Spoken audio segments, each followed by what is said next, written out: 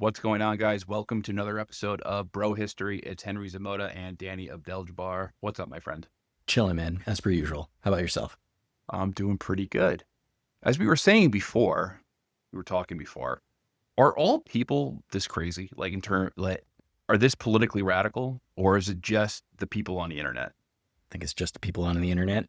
Is it just people? I hope it's just people on the internet, I and think it's it is. not. And I don't. The good thing is, I don't think people who follow influencers, like political influencers, Mm-hmm. I think most of the people who follow them are actually smarter than them. Because to Probably. be a political influencer, it's a pretty kind of low profession. Mm-hmm. It's like a low status thing to be. Yeah. Like one of these people who jumps on a political bandwagon Mhm. and you make your career out of it. Yeah. Like an alt media personality. Mm-hmm. Most of these people aren't very intelligent, or they don't really know that much. They're just social media people who jump on a bandwagon. Mm-hmm. And people who listen to them, I think they just watch them for like entertainment values, and they have a basic, maybe political philosophy. Maybe they lean right or lean left or whatever.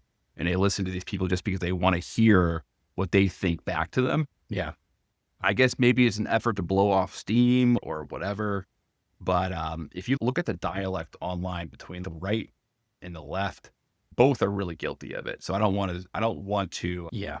focus on one, because At the risk of you both saw, citing this argument, yeah, you're absolutely right. They're both fucking wacky. they're both really wacky. So when Charlie Kirk was murdered, you had people like left-wing people like laughing and posting like TikToks, dancing and doing things that were really beyond the pale, disrespectful. For sure. But then you also see the same kind of equally gross behavior from like the right-wing side of the internet, where now it's just like people reveling and I don't even say this as someone who's like pearl clutching. Mm-hmm. Someone said a joke, like a black joke or a Jew joke, and this person needs to be canceled. Oh, this is the most horrible person. I'm not talking about that. I'm talking about like actual, just, it's not even like this overt racism, which I respect a little bit more. It's this, Okay. it's this implied racism Dog whistling. where, this dog I whistling, don't but even it's think like really, racism is really the relevant. word. It's just dog whistling, because there could be dog whistling about political ideologies. There could be dog whistling about moral or ethical arguments. And of course, there's dog whistling about racial arguments as well. You'll see something. What I'm talking about is that you'll see one of these, like someone like a Jack Posobiec. You ever hear of him? No. Good. You're better off not knowing him. Okay, That gives me a little bit more faith. I won't Google him then. He's a big right-wing Twitter personality. Okay. And there's like among many others. And they post things like, they'll see a picture of, look at America in 1990. What can we do to live back in this society? Okay. And really, because who the fuck wants to live in 1880? Nobody actually. Who wants to live in 1920 or 1930? No. Nobody. If you look at these old films, everyone looks dirty and gross. Sad. It looks like it's tired. It's sad. Everyone dies earlier. Half these people are about to go to war and die. Or die of the Spanish flu. Yeah. And it's like, what would you do to live in this society? I wouldn't want to live there. Nothing. The implication is clearly that everyone is white. Yeah. That's the dog whistle. And there's no black people, and there's no Hispanics or brown people. Yeah, and if there are, they're being subjugated in some way, right?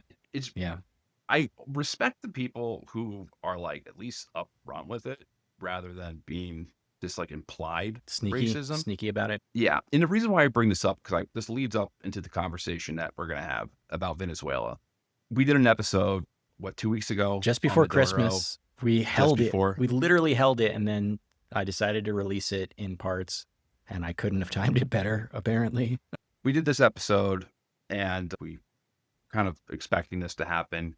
A lot of people were, so it's not like we had a magic ball, or we have some... Definitely not Nostradamus. Great insight. It was, at that point, it was pretty easy to predict something was going to happen.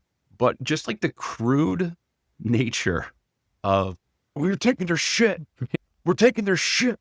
We're going to take all of their oil and their minerals. Why should they be there? It's our fucking backyard. We're taking their fucking oil.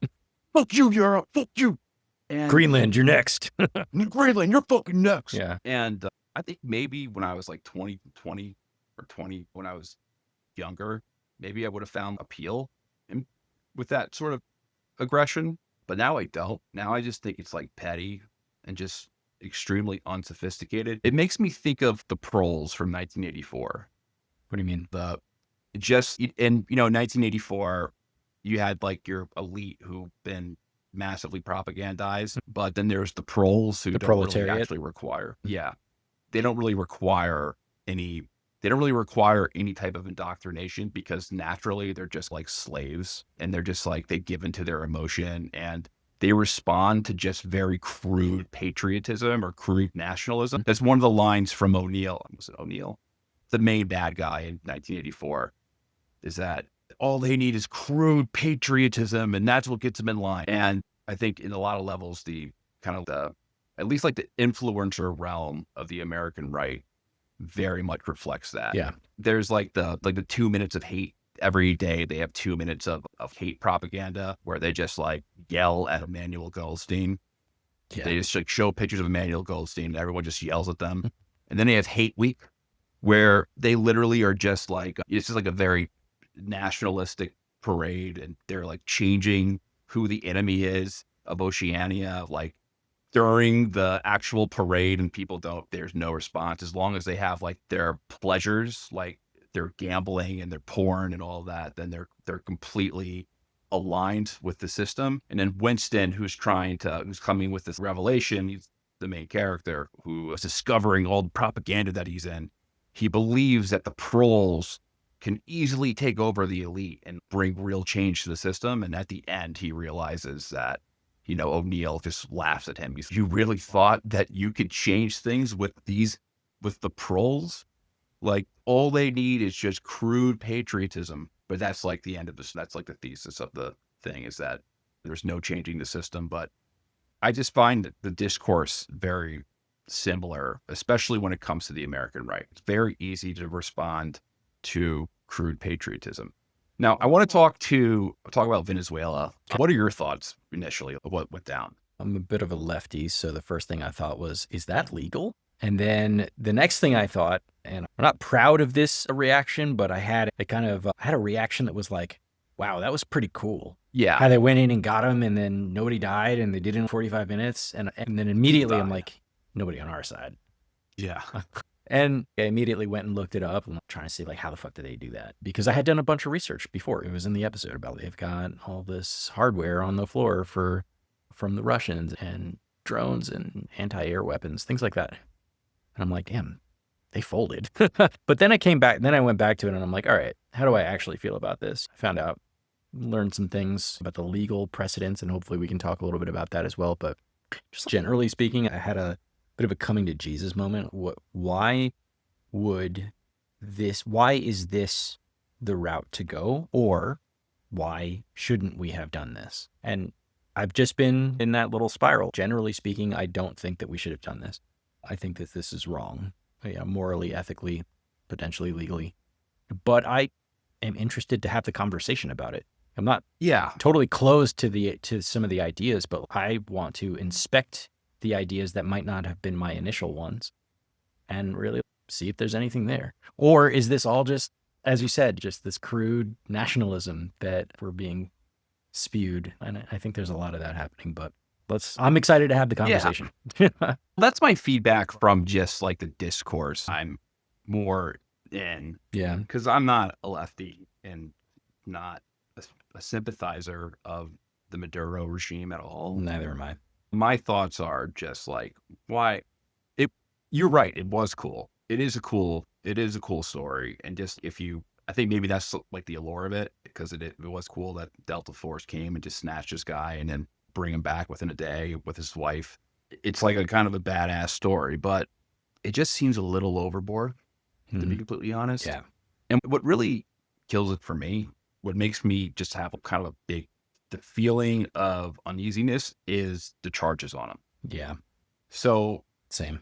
He's been charged with drug trafficking. So they contend that the U.S. government contends that its arrest of Nicolas Maduro was lawful and justified and necessary because Maduro was not acting as a legitimate sovereign exercising protected state authority, but as a head of a transnational criminal enterprise engaged in narco-terrorism directed at the United States. That's just something I wrote down. So it was a law enforcement action, according to us. So it wasn't an act of war. And the Department of Justice, they're charging Maduro and other senior Venezuelan officials with narco-terrorism. And we can go into that. I think the word narco-terrorism is just weird in itself. It's but strange. They're basically saying there was a conspiracy to traffic cocaine. He was providing material support to terrorist and criminal organizations. Yeah. And let's jump into that a little bit later. Let's put a pen in it. Okay. I want to talk about the actual arguments that you could make to justify this, because I think there are. I think this is worth having a debate, like a foreign policy debate. I'm not going to just get up here and be like, oh yeah, this is completely unjustified, and like every single country has a sovereign right to exist and all this stuff, and he's a duly elected leader and president. I'm not going to start saying that. Let's start with the Monroe Doctrine, because that's what I think, one of the strongest arguments, right? It's an argument. I wouldn't call it the strongest argument, but go ahead. At the very least, it's one of the arguments that is stronger than drug trafficking. Venezuela under Maduro became the kind of regime that the Monroe Doctrine was always designed to address. So they're a unstable government in the Western Hemisphere that openly aligns itself with other powers, with China and Russia, and allegedly Hezbollah and terrorist organizations from the Middle East. And Iran and all that other shit. And Iran and all of that. I mean, it makes sense in that sense. In that framework. And it also exercises control over territory in ways that directly undermined U.S. strategic dominance in its own hemisphere. So there is an argument there. Venezuela's not that far from the United States. It's 2,000 miles away. It's reasonable. It'd be hard to walk the march from Venezuela. I'll give you that it is an argument. It's an argument, sure. But the Monroe Doctrine isn't like a U.S. law. It isn't written into a constitution, and the Monroe Doctrine runs directly counter to pretty much all of the international norms and precedents that have been established through the UN and other extranational governing bodies. Sure, you could say like they were just following the Monroe Doctrine, and under that framework, yeah, you can make that argument. You can make the argument that this is 100% within the lane of the Monroe Doctrine, but the doctrine itself is invalid, in my opinion. That is not a valid legal strategy. We can have an argument about whether or not we think the Monroe Doctrine is a good geopolitical strategy. I think that's an argument to be made. But whether or not it's right, whether or not it should be done, that's a different conversation. Yeah, you're right. It's not a legal doctrine or enshrined. However, it's policy that the U.S. has followed. And I will say that the Monroe Doctrine, there was also the other part of the Monroe Doctrine so the U.S. is going to dominate the Western Hemisphere. However, we won't entangle ourselves in the affairs of Europe. So we're not going to get involved in other places in the world. But you can't get involved in the Western Hemisphere. So there was a give and take to it. But now, since the U.S. dominates the world, does that we broke still that's make sense? That's my whole point. It's like this doctrine is not enshrined in our Constitution or in some founding documents or something that guides our country, except for some random policy some president had at some point that some other presidents have used and some other presidents have gone against. Just by virtue of going around and policing the world in all the other hemispheres, breaks the Monroe Doctrine. And actually, if you wanted to make the argument, we haven't been doing the Monroe Doctrine for at least the last 25 years, 25, 30 years. That's been out the window for a while. So suddenly we want to go back to the Monroe Doctrine. But we want to do like a have our cake and eat it too situation where the new Monroe Doctrine of 2026 now is hold on to U.S. hegemony everywhere, right? And expand U.S. hegemony everywhere. Apply all of the Monroe Doctrine logic for our hemisphere to the entire planet, right? Because we're talking about Venezuela right now, which is obviously in our hemisphere. It's only 2,000 miles away at its closest point. But if we want to apply this broader, we're involved everywhere. And we're trying to get even more involved everywhere. I would actually argue against that, but I think the U.S. is actually moving towards a strategy where it is trying to dominate more the Western Hemisphere. However, I will just add that I have nothing to add there. Okay. I forgot what I was going to say. Look, but all right. Just to wrap up the like cases for why to do this. I think you have an argument with the Monroe Doctrine. I think obviously I'd like to talk in more detail about the criminal state argument where the US is framing Maduro to like narco-terror. We'll get into that in more specificity, but they're also piling on a lot of extra shit onto the tail end. These are like, I don't know, arguments that can be made in a vacuum, but when you start to pile them all together, it just makes them really incoherent, right? The humanitarian arguments, like Maduro is obviously blamed for the state collapse, repressing his people, mass immigration. And so removing him it's framed as like opening the door to a political reset for the Venezuelans. We've done regime change before to help the people. Libya, I'm looking at you. There's a deterrence argument, right? There's talking about there's no sanctuary and we're trying to reshape in Venezuela the elite behaviors and break their networks with other countries. And then there's the idea that you can have this stability through control claim. So the US administration is implying that if we run Venezuela, we ought to run Venezuela until and unless there are stable institutions in Venezuela to take over from us, right? So we're piling on all these extra cases. And I think the closest argument that you could make is we did this with Panama back with Noriega. We actually invaded that country. We sent 15,000 troops and a lot of people died, but we got them. And technically it worked out in the long run. I mean, Noriega was like super similar in that respect. If you want to talk about Noriega versus Maduro, they were both framed as criminal leaders that were tied to drug trafficking. They were both involved in U.S. forces, or rather, they both involved U.S. forces to solve that issue with a quote unquote law enforcement outcome. And they both became, this is the new precedent argument, right? With Noriega, they did it and then they kept doing it for other people. We'll talk more about that later. And then now we're saying, oh, Maduro, we did this to Noriega. We should be able to do this. That's the precedent. The differences, though, are that I think the scale, Panama was super small. Their institutions weren't very strong. Venezuela's really big. It's super complex. It's geopolitically entangled with other foreign nations, as you pointed out. Noriega was closer to like a replaceable strongman. Like as soon as they got rid of Noriega, like the problem was resolved because he was like the one single point of power.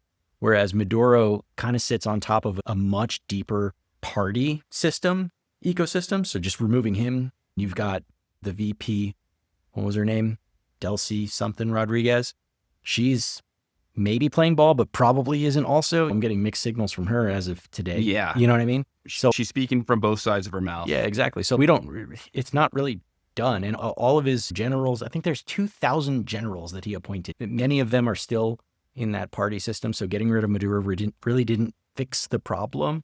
And in the global context, in 1989, that situation was right at the fall of the Soviet Empire. And so it was the unipolar moment. And it was more geopolitically permissive for the US to act unilaterally around the world.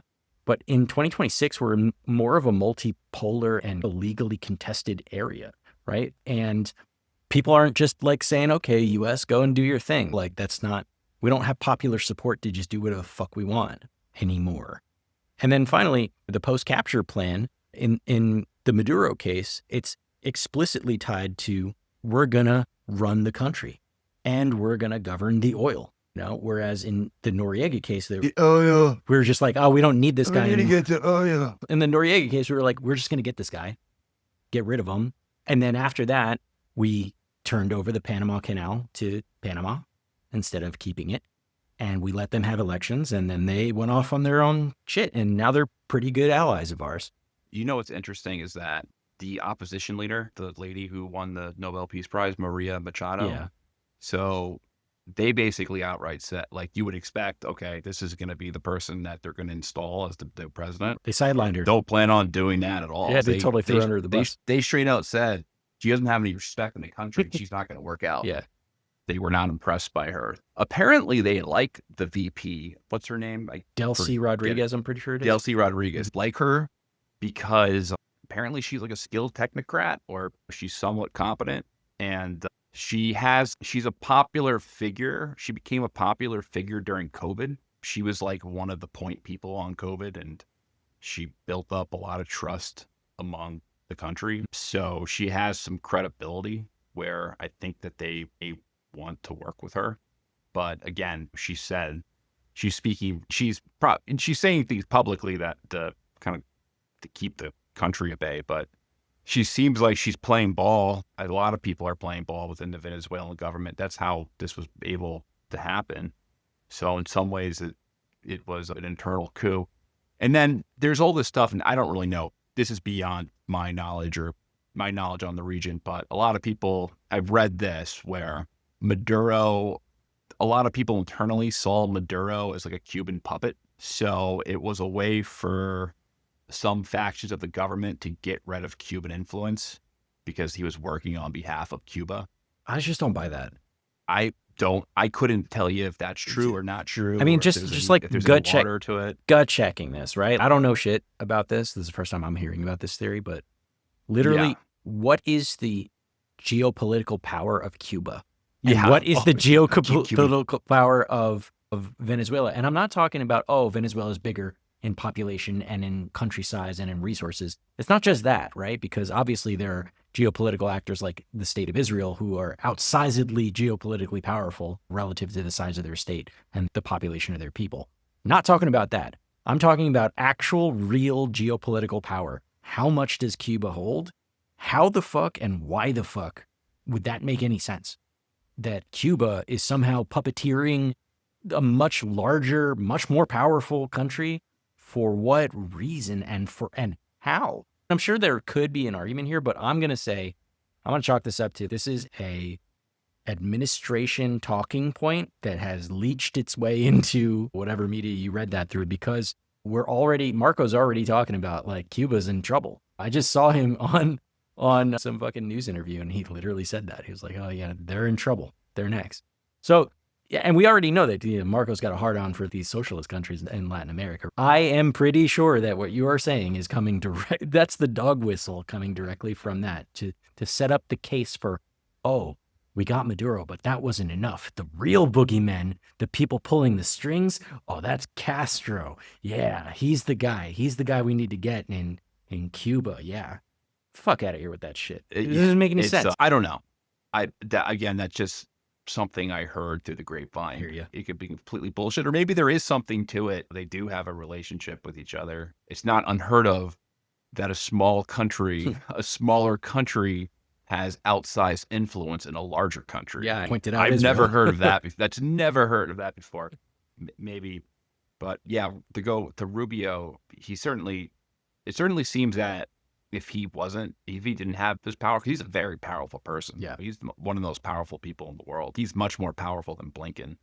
And he seems, as much as I don't agree with him, he seems to be more competent at achieving goals than bad. There's just Anthony terrible Blinken fucking goals. Like the goals might be bad, but he's a guy who it seems when he puts his mind to do something, he does it. And he has the ability to follow through at the very least. I think, this obviously, when it comes to the motivations, and maybe we can talk a little bit more about this later, there's a ton of them. It's hard to be like, this is the reason why the U.S.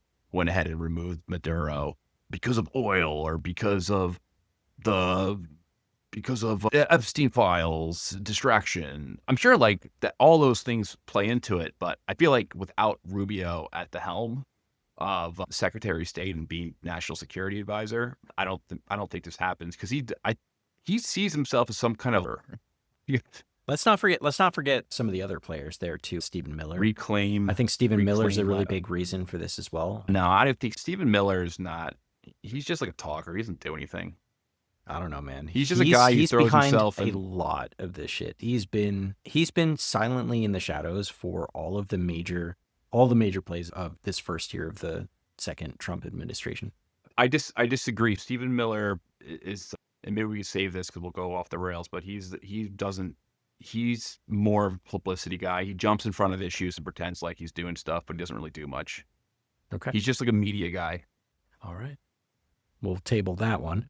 He goes on the news and he's like, but he's not as involved in policy. He's just some fucking piece of shit, and I think it's like another crony in an administration. So are we going to talk about like the case against doing this? Because we spent some time talking about like maybe the possible cases for. Sure. Let me just lay out one more case, and then we'll go into the case against it. And I think this is the best argument, and it's something that maybe if you're an American, maybe you should come to terms with it, is that, or think about this, is the American way of life based off an imperial project? Meaning that, do we have our living standards because we're an empire, because of things like Bretton Woods and having currencies being pegged to the dollar and all these things? That's a question to ask yourself. I'd like to believe no. I'd like to believe it's not strictly tied to an imperialist agenda or like an offshoot. I think imperialism certainly helped it. A lot of the benefits that we have are vis-a-vis, whether we're talking about like westward expansion back in the day, taking all the territory that we know as the contiguous states, taking over Alaska and Hawaii, Puerto Rico. I'm in one of them, one of the imperial enclaves. So yeah, it's part of it. But taking over the world after World War II, a lot of that is like outside of the imperial mindset, right? So when you think about World War II, I think about like the boom that comes after as a direct result of reorganizing the American people around the idea that not we want to take over the world, but that we needed to stand up against evil. And that's kind of like the cute version of it that we read in our high school history books and stuff like that. There's obviously motivations outside of that. But think about it from a very superficial frame. You know, when we went into World War II, there was a bad guy that we needed to stop. Or bad guys, plural, right? Pearl Harbor happened, the Japanese hit us, and that gave us a reason to get into a war that we were largely avoiding, ignoring. It's like the narrative that you can construct there is that we were here minding our own goddamn business and the Japanese decided to attack us and we were already annoyed with the Germans. So we said, fuck it, we're in. And we reorganized the entirety of the United States like economy and production to basically outproduce tanks and other military devices. And when that helped the Allies win the war, undoubtedly, we're World War II winners. Yeah. 2-time World War champs, undoubtedly. Now, the offshoot is that, and this is things that people like Roosevelt said, so warning of the military-industrial complex. Like, it started off from a very, altruistic reason, or at least if you want to follow the framework that way. We built up a giant military and engine to create and fight and win wars. And then it was slowly co-opted thereafter by the industries that created it. And so we didn't particularly take any land in World War II, did we? I'm trying to think. No, we didn't take the land. No, we didn't, because at that time it was split. We split the world. We took half the world. Yeah, we took half the world. We influenced only half of it. It's more than just being cavemen and massacring everyone in the town. It's more about just controlling the country's resources and policy. That's the thing. At least does around the world. At least with our brand of imperialism, at least the one that is historically true. I take that back. I'm thinking of too many examples to the contrary. There's a context. There's at least with U.S. imperialism, especially the imperialism that takes place post, even in the 20th century and on. There's always something inspiring about it as well. So Woodrow Wilson, love him or hate him, if you think getting into World War I was the worst decision ever, obviously there's a really strong point to that. But you can't deny that the messaging was pretty inspiring. Like that every single country in the world deserves its own sovereignty. Every ethnic group deserves the right to determination. They deserve their sovereignty. They deserve to make their own decisions. Like freedom is a universal principle. That's a pretty inspiring message for everyone around the world. But we're just not following through with that. That's the problem. Here's the difference. So now it's just that ideological angle is gone. So now it's just like crude. We're going to take your fucking oil. Okay, if we compare that. Brown people can't run countries. White people got to come in and do it. That's the dog whistle that we hear through this crude nationalism, right? This is why I'm so averse to U.S. nationalism right now. Because it's a dog whistle for some racist bullshit, right? The new policy, the new ideology isn't every country, every nationality, every peoples deserve their sovereignty and their right to self-determination and freedom. It's now every nationality and peoples and country deserve their freedoms and their sovereignty as long as it doesn't fuck with us and as long as they don't have something we want. That's more true today. That's the doctrine now. It's the same doctrine we've always had. It's just without the nice messaging to go with it. I liked the nice messaging because at least the nice, it not only eases it, it directs it. If we intend to bring, if we're telling ourselves we want to bring, I think Libya is a really good example of this, because Libya, when we got rid of Gaddafi, it was absolute clusterfuck. Terrible, like in hindsight, terrible thing to do, right? Fucking sucked. But from an altruistic purpose, what was driving the motivation and the decision-making to bring him down was that he was a fucking evil person and he was killing people, right? And the UN and many people in NATO agreed to doing something about it, right? We all got together and said, hey, look, this guy's a bad guy. He's killing his own people. These people are at risk. They deserve to be free. And so for better or for... We just didn't know who we were freeing. Exactly. So for better or for worse, we went in there for altruistic reasons and it just turned into a clusterfuck. Now we're just like, we don't have that nice guiding principle. We're just doing whatever the fuck we want. And I still think that the blowback is still there. It doesn't absolve the blowback. So we get none of the positivity out of it. Oh, no. Now it's an easier, because I'm about to, do not take this the wrong way. Okay. People. But Osama bin Laden was a smart guy. I'm not trying to blow up. I'm going to clip that one. There goes a YouTube short. So bin Laden was like an intellectual. Yeah. I don't know, like a lot of those founding members of Al-Qaeda were intellectuals. They correctly were able to kind of diagnose the U.S. as an imperial power. What they did, obviously, they deserved to all be shot and killed. Worse than that, but directly able to kind of to diagnose a lot of the problems. And they, with this new form of imperialism, where it's just like go fuck yourself. Mm-hmm. We're America. We don't really need to be an intellectual to pick up on that. Yeah. What the implication is there. Yeah. So the messaging makes it easier to swallow, and everyone needs a narrative. You're right. Everyone does need a narrative, but I still think that sometimes having those narratives in mind as our like primary reason guides us to better ideals, right? So like when we had those frameworks, for example, when we went into Iraq as an example, right? We had a terrible leader that we deposed and captured after a lengthy invasion. And I know we were lied to about this, right? In that respect, it was a false narrative, but at the very least, we're not going in there with the heart and the intention to just take over their resources. You know what I mean? That's not how you win friends and gain support internationally.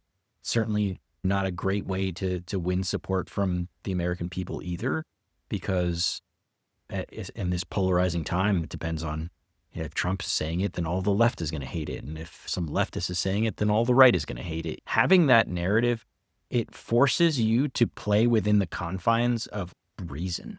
Have a good reason to go. And at least they lied to us and told us that there was WMDs in Iraq. Imagine this. We could feel like we were lied to. Truthfully, all the people who voted to go into Iraq can at least stand up and say they lied to us. I didn't want to go and depose a foreign dictator. We were just lied to. Just look at the guys who signed up to go into the military, who signed up for the Army and the Marine after we were attacked on 9/11. That was incredibly noble. That was an incredibly noble thing to do. Like, your country was attacked and you're going to protect your country, take out the people who knocked down, killed thousands of people, of your citizens. Right. 100% noble sacrifice that these people made and did. And they're still rightfully, even though we look back in hindsight and we're like, okay, that was a disaster. It wasn't really what it was sold as. We still look back at those people, as those guys, as heroes. And I think most people do, at the very least. They were sold a we certainly bad respect bill their of sacrifice. goods. Like, yeah, do we certainly respect. Do we though? You and I, regular people, sure, but in most policy, people do. We don't. Like, in policy, we don't though. We treat our in policy we don't. I'm saying the average American looks at people who served That's fair. after That's 9/11 is fair. with nothing but respect.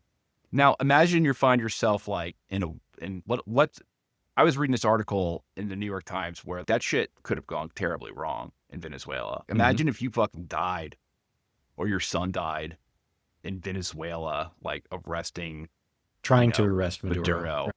What comfort is there in that? The reason why we went in there was to comfort. Yeah, no, there wouldn't. Dying in Venezuela. There wouldn't. For God knows what. There wouldn't. And so if you are a smart but nefarious person in the Trump administration, dial that bluntness back. You got to give them something to latch onto, because there's not even a lot of right-wing people aren't going to buy this. We're taking over their oil shit. Yo, we're making the case for propaganda right now. Kind of. How propaganda stabilizes society. Really and does. It does. Propaganda does stabilize society.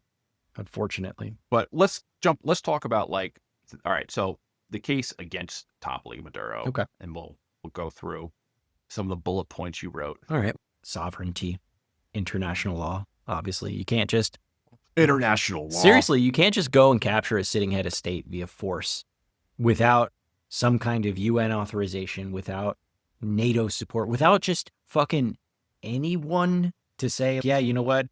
It's a tough decision, but we support you.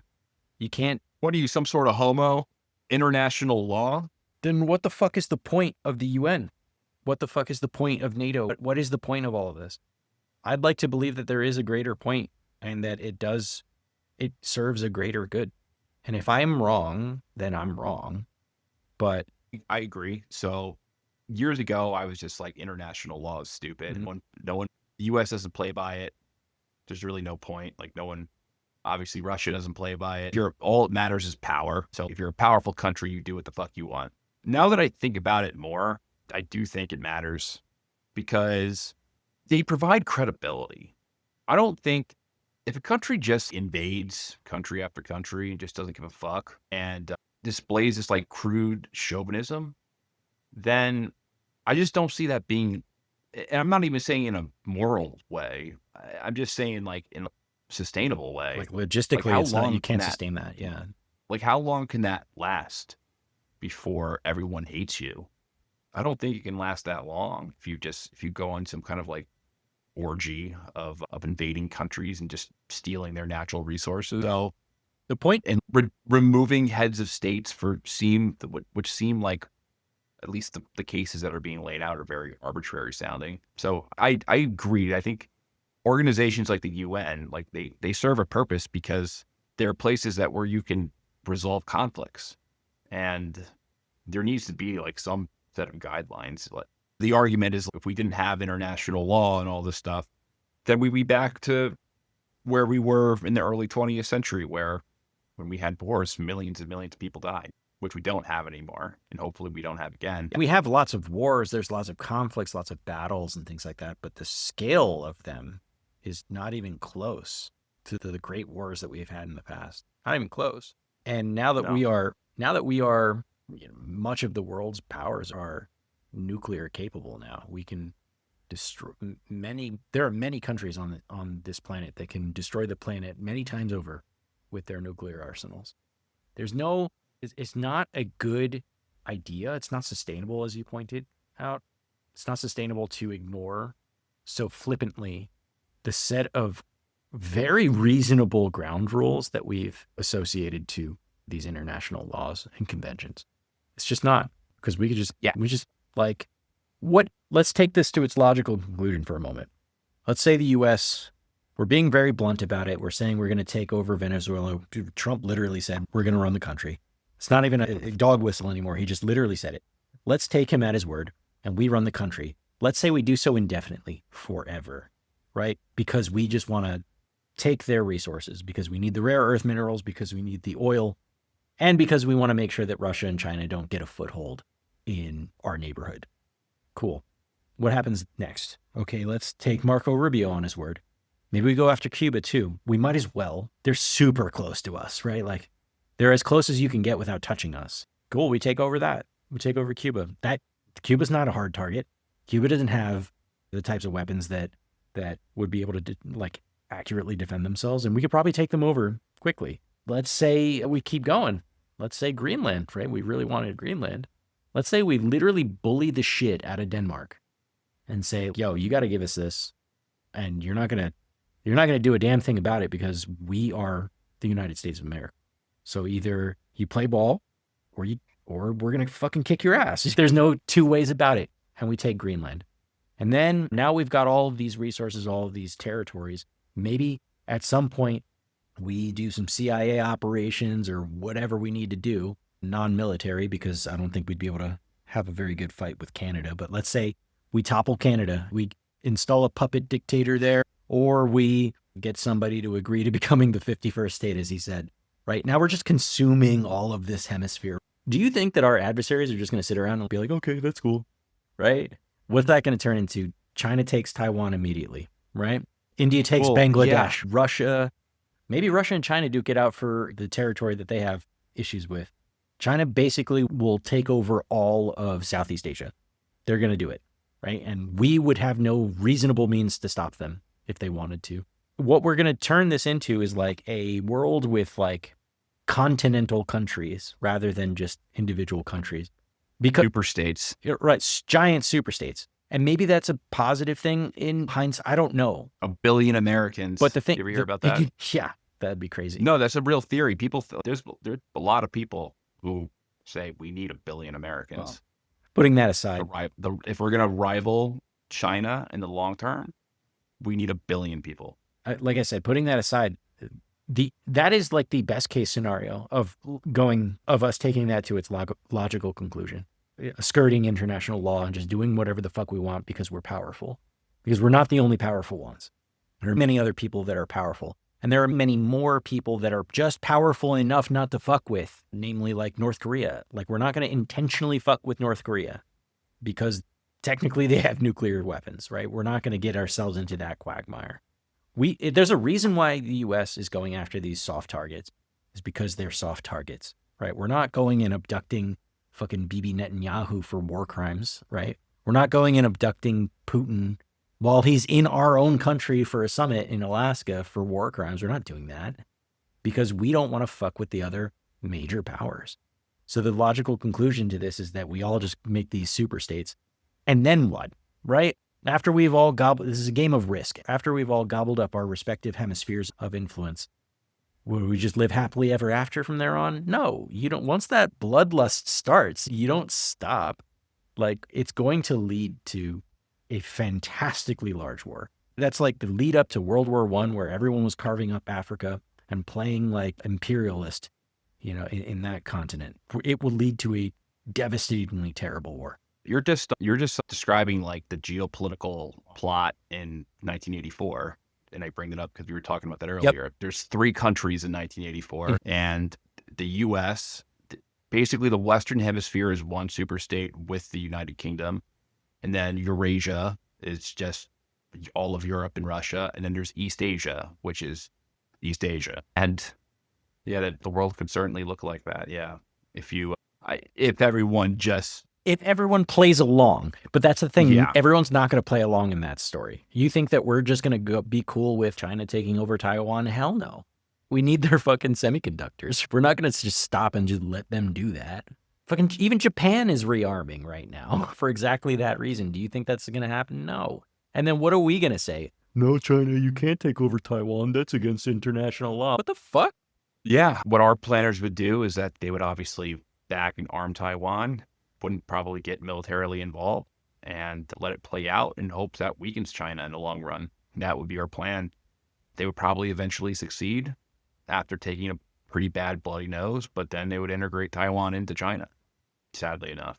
And we try to Ukraine a lot of money from us to do. Exactly. We would try to Ukraine the shit out of Taiwan to the best of our ability. Yeah, the same thing. It's obviously Russia's having a pretty bad time in Ukraine, but seems that eventually the war will come to a military conclusion, and the result is just going to be a broken state that's probably going to be integrated into Russia slowly. All right. So let's get back on topic, right? Let's wrap up the case against, because I think we spent a lot of time on the precedent. Yeah. Let's talk about the drug charges. Wait, I just got 2 more things on this like case against, and then we can move on, because the first one is obviously Blowback. something that we haven't talked about specifically for Venezuela. I mentioned this before, but even though Maduro is gone physically, the Chavismo or the Bolivarian way of politics is still pervasive in Venezuela. And there's still many drug traffickers and many militia people in that country. Blowback is impending. This is not going to be a walk in the park. Yeah, it depends on how they handle this. We're talking about running their oil. And Trump himself has said, we're not afraid of boots on the ground. And the only reason why you would need to put boots on the ground is to secure American interests. And the only American interests that are there is the oil. So, yeah, there's going to be guerrilla-style warfare. There's going to be clashes between U.S. contractors, because they're going to send out contractors instead of the U.S. military, and these guerrilla groups. It's going to happen. It's not going to not happen. Yeah, you don't know how. I don't know the relationship between FARC and different Venezuelan groups. I imagine that there's some ties there. It's not like it. What are you saying, that there's rebel groups in South America and Central America? I never heard of that before. What is this, the Middle East? It's not rebel groups. I guess they would be rebel groups They are now. They would be rebel groups now because their leader was just deposed and a different regime is trying to take over. No, but there's Marxist rebel groups in Colombia who live in the jungle. There are also those same jungle people in Venezuela. Yeah. They don't respect the borders. This is, according to the drug charges that we're about to get into, they were working directly with these Colombian drug cartels, and many of them were occupying the borders and running the transition points between them. Many of them were doing logistics change with them. The actual generals and the soldiers of Venezuela, as is alleged, were tasked with protecting them and providing logistical support, whether that's letting them use their airports, whether letting them use their seaports, letting them cross checkpoints between borders. So those entities still exist, and it's the fucking jungle, right? They're not going to just disappear because Maduro is gone. That whole enterprise is too valuable to just disappear overnight. No, there certainly can be blowback from that. I don't think they would just start disempowering and firing everyone. It's not going to be like a debathification. But what's the point if you're not going to do a debathification? Exactly. Just so they're aligned with U.S. policy? I guess that works. But you could have got that with Maduro. Like, you could have just bribed him. Yeah. Which they were. He offered was it. Willing to be bribed. Yeah, he offered it. Yeah. You could have just bribed this guy in the first place to avoid these extra levels of risk. And people are going back to just the oil thing. It's like, you see all these people like, why not get their oil? I've been reading all this stuff from some of the big hedge funds, and they're not fucking, oh yeah, time to invest in oil. They're all like, the geopolitical risk in Venezuela is too high and the investment outlook is not good. Because they have to invest billions to upskill the Venezuelan oil production for it to make any money. And there's like sulfur in the oil. It's much harder to produce. Yeah, that's what I'm saying. They're not a huge oil producer because of how hard it is to produce. It would be decades of just basically refurbishing or recreating their oil infrastructure in the first place. So any investment gains that you would get, these are long-term. These wouldn't be like short-term. People literally think that we take their oil and then Americans start getting like some type of fucking oil stipend or something, like they do in Alaska. Yep. Are we going to get money because of the oil they produce? No, you're not getting any of that. That's going to the oil companies. Yeah. If you follow the arguments that are being made in favor of taking the oil, it's telling why that there should be a case against this. Because what they're saying is that way back in the day, the U.S. and Trump said himself, we invested billions of dollars. Our U.S. oil companies invested billions of dollars to set up Venezuela to do production. And they were doing so much oil and they were pumping so much of it out of the ground. And then fucking Chavez came out of nowhere and nationalized the oil company and stole our fucking oil stuff and then ran it into the ground. What confident investor, good investor would say, yeah, let's try that again. Let's pour another several $100 billion into getting them back up to speed so that we can get the oil out of the ground, and not have in the back of his mind the idea that, oh, this could just happen again. There would have to be like some kind of security guarantees. And And that brings me to my last point on this, which is mission creep, right? Trump literally says we're going to run Venezuela until such time as there could be a successful and judicious transition. What does that even mean? What does run Venezuela mean? It's manage the country. Yeah, we can barely manage our own. It means decide who's going to be in power. I don't think that's going to give much confidence to the oil investors. If we're trying to make the argument in favor of it, I don't think it's going to be helpful. No, it's not. All right, let's talk drug charges. Maduro, so he's been federally charged in the Southern District of New York. He appeared in court the other day and pled not guilty. He pled not guilty. Mm-hmm. So the unsealed indictment alleges that Maduro participated in a long-running scheme to traffic cocaine and also to provide material support to designated terrorist and organized crime groups in connection with drug trafficking. It accuses him of planning and facilitating the shipment of large quantities of cocaine destined for the U.S. market. Additionally, it counts unlawful possession or use of weapons in connection with alleged trafficking schemes. I don't understand that at all. They're just like how a lot of these counts. How do you be charged with gun charges in another country? I don't know, man. Someone's gonna have to explain that to me. I just want to do this for the YouTubes here. I just want to dunk on any and all of the people who were trying to fuck with me in the comments saying, this is about fentanyl. Stop talking about cocaine. Go fuck yourself. Look at this indictment. Where does it say fentanyl? It's saying cocaine. So I just wanted to dunk on those people for a second. Yeah, dude. Fentanyl comes from China. Yeah. So you're barking at the wrong boogeyman right now. Just to pull this back, a lot of people who are against what the U.S. did, what Trump did, what they're saying is that this is all corporate exploitation. Like you said, it breaks international law. I think a bunch of organizations have already came out. The UN has said that this breaks international law. The Venezuelan people have the right to be sovereign, which I sympathize with, but I want to come from this from like a different perspective because the U.S. is the most powerful state in human history.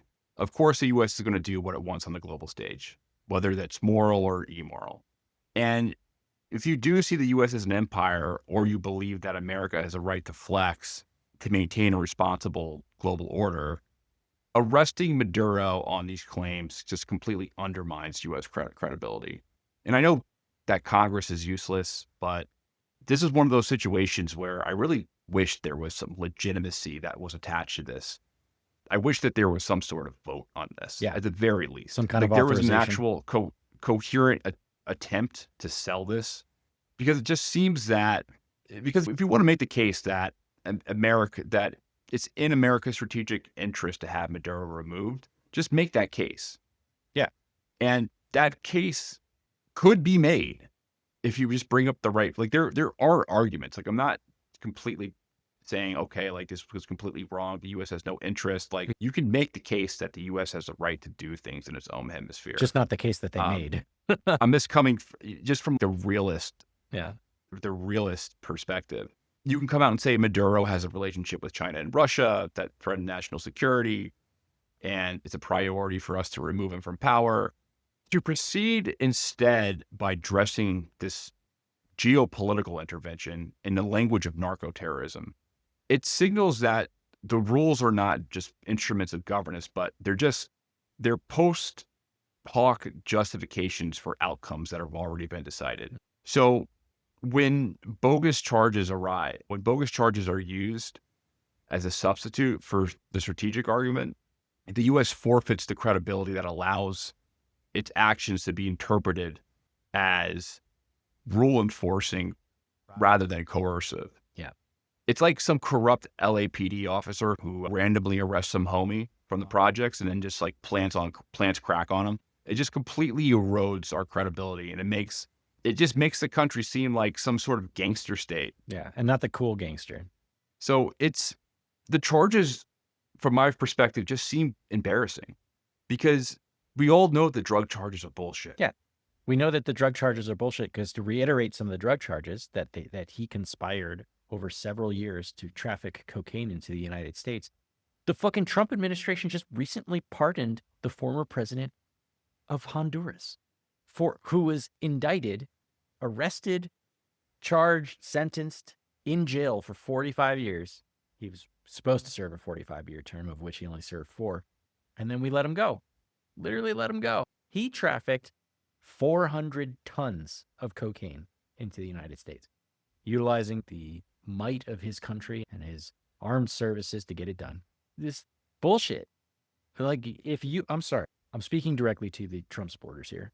If you really think that this is drug charges, please just read a little bit more about the former Honduran president. Just read a little bit about it and ask yourself, if one person's trafficking tons of cocaine and can get away with it, why does this other person get charged with it and not? Just do the simple comparison. It's exactly the same charges. And listen, Venezuela is corrupt. Like, it's not controversial to say that. And there is drug trafficking through Venezuela. Yes. With the tolerance and sometimes protection of state officials. That's established. Yep. The problem is that the charges are just very difficult to prove. They're charging that Maduro is operating as a drug lord. He's personally running transnational narcotics trafficking. Like, he's directing it from his home. Yeah. I'll add, the indictment has dropped those claims that he led a structured cartel. Yeah. And instead it describes his alleged role as contributing to a broader corrupt system. Because they can't get those charges to stick, obviously. So, in other words, the indictment initially portrayed Maduro as the leader of the cartel of the Suns, which apparently might not even exist. It's not even a thing. Yeah, which may exist. So they're organized drug trafficking network. But in the version unsealed this month, prosecutors removed most references to that cartel as a discrete organization, effectively conceding that no such unified entity had ever proven to exist. And then they described it as a clientist system of corruption involving Venezuelan elites. Yet the charges still frame Maduro as central to a broad conspiracy to traffic cocaine in the U.S., alleging that he and his associates conspired with groups such as the Sinaloa cartel, the Sinaloa cartel, Colombian guerrillas like ELN and FARC, and then Venezuelan gangs to move vast quantities of drugs across borders. Yeah. That is a significantly stronger allegation than saying there's trafficking in the country. It amounts to an accusation that Maduro was effectively functioning as a drug kingpin using state resources. So it's crazy. And narco-terrorism does have a definition. Did it? Did you look it up? It does have a definition. So narco-terrorism, it refers to the use of drug trafficking as a deliberate instrument of terrorism. That is the intentional coordination between narcotics operation and acts of violence or intimidation designed to coerce a civilian population or influence government policy. So we're talking about like when fucking terrorist organizations are being financed by like the heroin trade. So like the Iran-Contra scandal? Yeah. Didn't we do that? Yeah, I didn't even think of that, but yeah, I guess you could say that we that literally was the case of narco-terrorism. Oh, Jesus Christ. Yeah, we're talking about opiate. What we really mean are like the people selling heroin in Afghanistan, like the drug lords now. That's what we mean, not us. But so they're using narco-terrorism as a legal classification, or they're trying to use it, but in reality, they're using it as a rhetorical amplifier. And the logic is essentially this: is everyone agrees that narcotics or narcotics traffickers are bad, that drug dealing is bad, that drug cartel bosses are scary. Drugs are bad, okay. And ruthless. So label them narco-terrorist, and they become not just these criminals, but these existential enemies. Yep. Enemy combatants, specifically. Yeah, a narco-terrorist is just like uniquely monstrous. They're super drug dealers. It's like the word Islamofascism. Yeah. It's like, oh, Islamofascists are taking over the country. What the government describes, even on its own best reading, is not a cartel, but just like a permissive environment. Yeah. So it's not like there's no hierarchy issuing orders. It's a degraded state in which criminal rents substitute for formal governance, and loyalty is purchased through access rather than enforced through discipline. And the state can be corrupt without being a conspiracy. Sure. You know, a leader can tolerate criminality without directing it. And it's possible for a regime can benefit indirectly from the flow from illicit flows that without functioning as a drug trafficking organization. It's not like flattering. It proves that your country's a mess. Right. But these don't satisfy the elements of the charges that are being brought. It's going to work at a press conference, but I don't know how that works in court. It doesn't. And I think it's clear that it doesn't, because that's why the indictment was changed. To try and pin charges on Maduro that might actually stick. Because if you use that logic, you can technically indict the president of Mexico, the president of Colombia, the president of Honduras, the president of Chile, the president of Peru, the president of Ecuador. Like you can indict President Xi of China based on that broad explanation of why Maduro is somehow like this narco-terrorist kingpin. And dude, the case relies on basically like defector, like people who have been coerced by the U.S. government. Like the key witness for the prosecution is like a former insider who was himself arrested and now works with U.S. authorities under a cooperation agreement. So it's going to be, next year is just going to be like this big trial that we await for. And unless it's like a total kangaroo court, I think he's probably going to be found not guilty. And I heard the judge is actually pretty good, who's going to be prosecuting it, but we'll see. What's up? I think my internet blew out or something like that. Give me a second. I'm trying to sort it out. All right, go ahead. So there is a lot of evidence that Venezuela has become a permissive corridor for cocaine trafficking.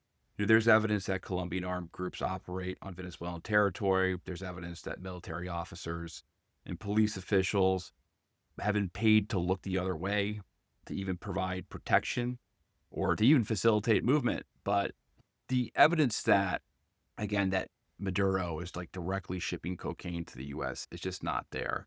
Yeah. He's not managing. He's not sitting back with a cigar in his mouth like Tony Montana or some shit like that. Yeah. And the case relies on like defectors and witnesses that have like obvious incentives. The key witness the key witness for the prosecution is a former insider who himself was arrested and now works for the U.S. authorities under a cooperation agreement. I just don't know how this is going to hold up in court. I don't think it will. I think especially Trump pardoning the former Honduran president, whose name eludes me at this moment, is actually going to hurt him in this case, because the same reasons why Trump argues that he should have pardoned and did pardon the Honduran president was because he said, quote, he was treated badly. And what that means in legal rhetoric is that the witnesses that were coming out against the former president of Honduras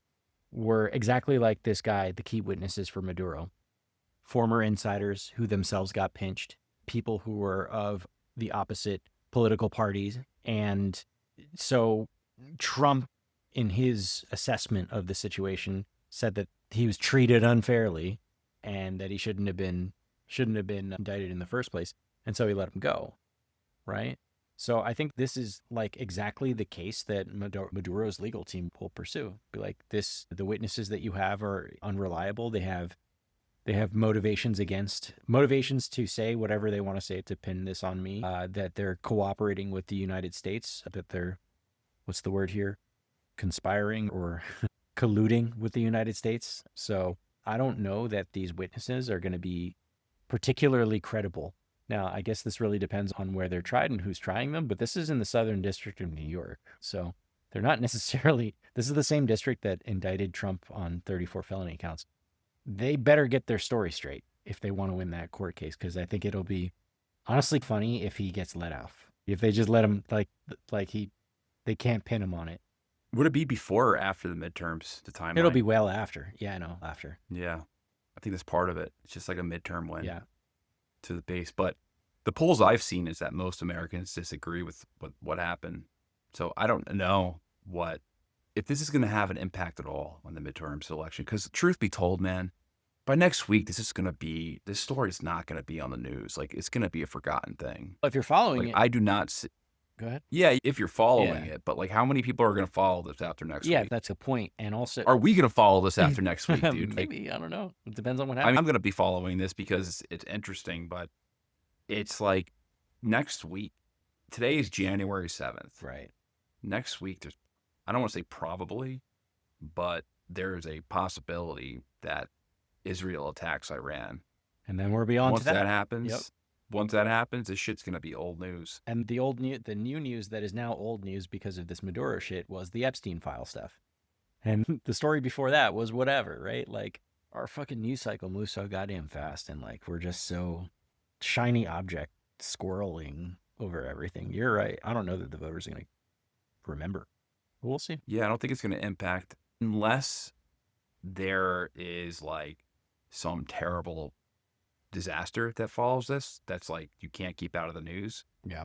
Trump has been lucky enough where he hasn't really had a foreign policy scandal yet. We can disagree with Debatable. his foreign policy. I think, I don't know, debatable.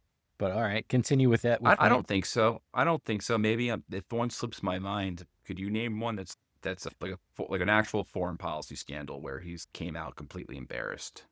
Where he came out embarrassed, I think Trump is incapable of being embarrassed because he's just going to gaslight us. No, to the public, like it was an embarrassing foreign, whether it was deserved or undeserved. I don't think the response to the Gaza humanitarian fund was very good. I think that was painful for him. I don't think his handling in Those are Gaza things. was pretty painful. No, I'm not saying that he's a good foreign policy president. We can say how bad that was all day, but I'm talking about like a blunder, a thing that is Give me an example of on a the blunder. press. Give me an example to. So I'll use this. So the Afghanistan withdrawal. Okay. Now that embarrassed Biden.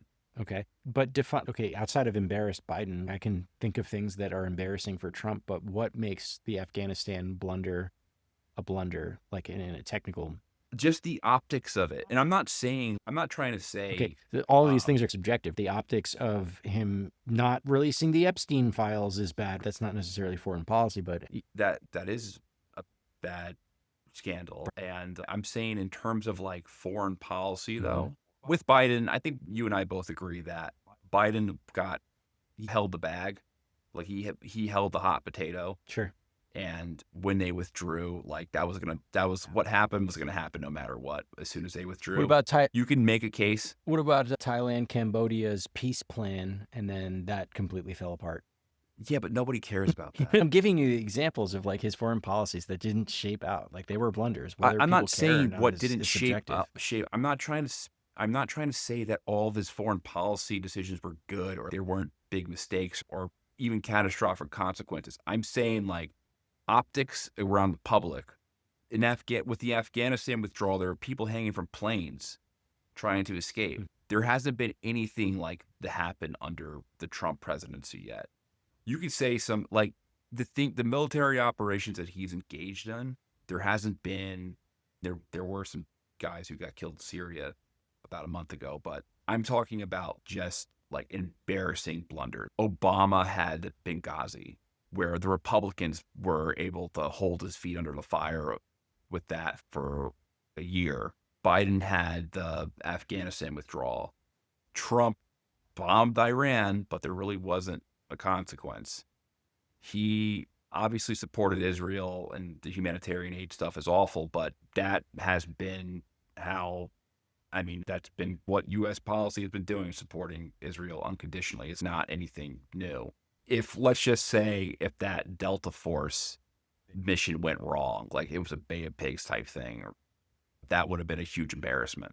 So I feel like the Venezuela thing won't come up again unless something goes wrong, something terribly goes wrong, like some U.S. soldiers die, or even if there's violence, it will be like still on the back page.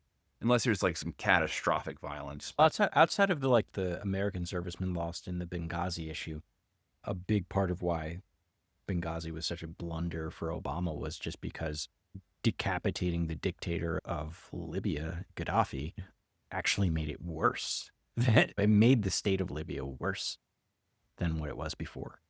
More people died after because of all of Yeah, but because no of one that knew power that vacuum. happened. I know, but we do. No one, Right? It's no the one knew. truth, right? Yeah, we do. So the average person didn't really know who Gaddafi was or care, but they did remember, what's his name? The guy who had the lesbian haircut, Trey something, the senator, the congressman out of, I think it was South Carolina. Trey, I don't know.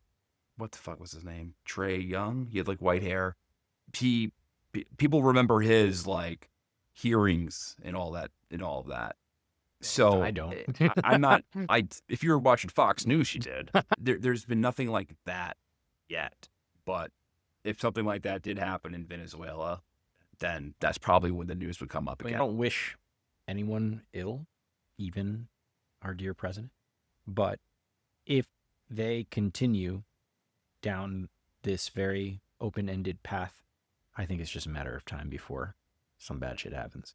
Yeah, I think so as well. But I feel, to give Trump a little bit of credit, it's either him or the people around him. They talk a big game. They say they're going to do something absolutely ridiculous. And then they realize, oh shit, will be bad if we do it. And then they don't do it. Remember when he was talking about, oh, we're going to run Gaza, right? We're going to make it the Riviera of Middle East. Yeah. They're not actually doing that anymore because they've realized very quickly, oh shit, we're not putting boots on the ground in Gaza. Americans aren't going to stand for that. That's going to be a fucking clusterfuck. And there's no appetite to create the Riviera of Gaza. And so they didn't do it. And right now, he's saying we're going to run Venezuela. I don't think there's any U.S. appetite to do that. No. Like at all. And just recently, Trump put out a Truth Social, whatever, saying that he's recommending and had I'm going to just read the quote. After a long, difficult negotiations with senators, congressmen, secretaries, and other political representatives, I have determined that for the good of the country, especially those very troubled and dangerous times, our military budget for the year 2027 should not be $1 trillion, but rather $1.5 trillion. This will allow us to build the dream military that we have long been entitled to, and more importantly, that will keep us safe and secure, regardless of foe.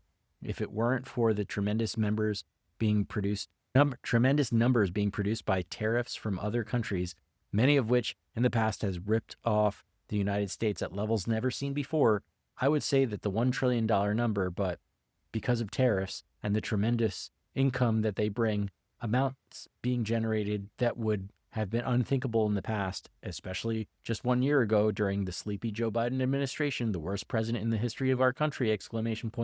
We are easily able to hit the $1.5 trillion number while at the same time producing an unparalleled military force and having the ability to, at the same time, pay down debt and likewise pay a substantial dividend to the moderate income patriots within our country, President Donald J. Trump. Okay, that was a word salad. I literally read it word for word. But unpacking that for a moment, evidently we're increasing our military spending by 50% from 1 trillion to 1.5 trillion. For what purpose? What do we need an extra $500 billion for? I can imagine that To make a dream military. what is it? We don't just have a dream military to put it up on the shelf, bro. He's going to use it. He's going to use it to run Venezuela. So they're already planning. They're already I don't know. planning. They're already planning for this. I They're planning mean, for. you do that. Look, it's blatantly clear. It was blatantly clear that he was going to do something in Venezuela because of the military buildup there. Now he's making it known that we want to increase by 50% our already ungodly large military budget. What would cause an international outcry? And I think you would agree with this. It's not right, but if they invaded Greenland, Yeah, I think and that's like let's just say yeah. some white people were like, you know what, we're gonna defend Greenland, and the U.S. military killed them, I think that would probably cause a bigger stir. You're right. Some like fisherman decides to stay and defend his land. He was a narco-terrorist. He wasn't a fisherman. He was trafficking In Antarctic, fentanyl. he was an Arctic terrorist. Yeah. Yeah. We'll see what happens. But yeah, next week we should probably talk about Iran. Shit popping off already there. Certainly seems that way. And there's a connection to be made here. I've read things that this is an anticipation of Iran closing the Strait of Hormuz because Israel's going to attack them next week and the U.S. is going to be involved. I don't think that people are drawing this thing as like the Israelis are involved in the Venezuela thing. I think the Israelis certainly endorsed it because Chavez is like blatantly antagonistic towards them, or not Chavez, Maduro. Maduro and Chavez were blatantly antagonistic towards them, but not to the point where it would impact them or anything like that. And I think it's a lot of like hardcore Zionist types, they think they have a stake in every geopolitical conflict in the world. But I certainly don't think that they were the driver of it. They were probably just, oh, okay, yeah, that sounds great, do that, rather than being like the architects. But man, I think really it's Rubio. Who made it happen was Rubio, pinning it on him. But of course, there's many interests involved. Do you want to keep on going, or because we can go all night? Necessarily, I think we should put let's put a pin in it then and say goodbye. All right, guys. Thank you for listening to another episode of Bro History. We are getting back on the grind. Took some time off, and the episodes should be more consistent now. I think we're finally at that stage. Anything, Danny? If you want to fight with me in the comment section, I'm always available. Drop us a line. Let us know what you think. All right.